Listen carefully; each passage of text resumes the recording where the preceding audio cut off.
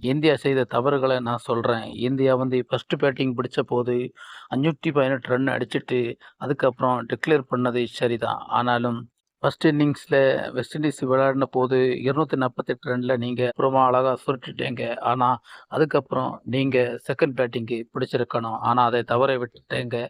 அதனால west Indies இந்த மேட்சை 5வது நாள் கொண்டு போ வேண்டிய அளவுக்கு இந்த மேட்ச் நீண்டுச்சு. ஆனா, பவுலர்களும் ரொம்ப சடன் அடைஞ்சுட்டாங்க.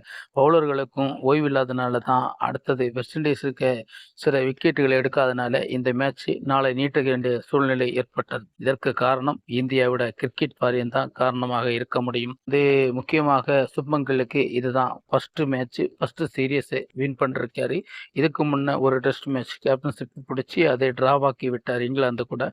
இதுதான் அவருடைய ஃபர்ஸ்ட் வின்னர். இந்த வின்னருக்கு பிறகு சுப்மன் கில்லுக்கு நல்ல ஒரு மதிப்பு இருக்கு, நல்ல ஒரு பேர் இருக்கு. ஆனா இப்பேற்பட்ட சில ஷெல்மிஷங்கள் கொஞ்சம்